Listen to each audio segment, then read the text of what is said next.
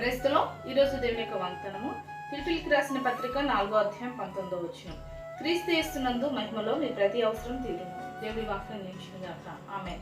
అవునండి, మన ప్రతి అవసరత తీరుస్తానని దేవుడి రోజు మనతో మాట్లాడుతున్నాడు. ఏ అవసరతను బట్టి నువ్వు కృంగిపోతున్నావు, నీకున్న అవసరతలో ఎక్కడి నుండి నీకు సహాయం కలుగుతుందని నువ్వు ఆధారపడుతున్నావు, కానీ దేవుడు తన మహిమలో నీ ప్రతి అవసరం కూడా తీరుస్తానని చెప్తున్నాడండి. నీ ఆశలు తీరుస్తానని దేవుడు చెప్పట్లేదు, కానీ నీ అక్రత, నీ అవసరత, ఇప్పుడు నీకు ఏదైతే అవసరమో అది క్రీస్తు మహిమలో దేవుడు తీర్చబోతున్నాడు. ఈ అవసరత ఇప్పుడు నాకు ఎక్కడి నుండి వస్తుంది సహాయము అని అంటే దేవుడి దగ్గర నుండి నీకు సహాయం వస్తుందండి. నీతిమంతుడు పిల్లలు విడవబడుట కానీ భిక్షం ఎత్తుట కానీ చూచిండలేదు నీకు వాక్యం సెలవిస్తుంది.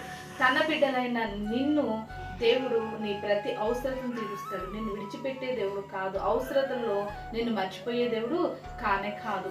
ప్రతి అవసరత కూడా తన మహిమలో దేవుడు తీర్చబోతున్నాడు. కాబట్టి నీ అవసరత ఏదైతే ఉందో ప్రియకుమార్తె, అవసరతను బట్టి కృంగిపోకు. ఇప్పుడు ఈ అవసరం నాకు ఉంది కదా, ఈ అవసరతలో నాకు సహాయం చేయవారు ఎవరున్నారు, ఈ అవసరత ఎలా తీరిద్ది, ఎక్కడి నుండి నాకు సహాయం అందుతుంటే దేవుడి దగ్గర నుండి నీకు సహాయం అందబోతుంది. నీ ప్రతి అవసరత దేవుడు తీర్చబోతున్నాడు. కాబట్టి అదే రేపటిగా దేవుడి చేత నీ ప్రతి అవసరత తీర్చుకుని దేవుడిని మహిమపరచు. అటు రీతిగా దేవుడు నీ అవసరత తీర్చి నిన్ను దీవించును గాక. ఆమేన్. ప్రార్థన చేసుకుందామండి.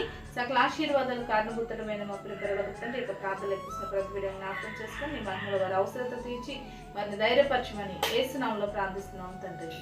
ఆమేన్.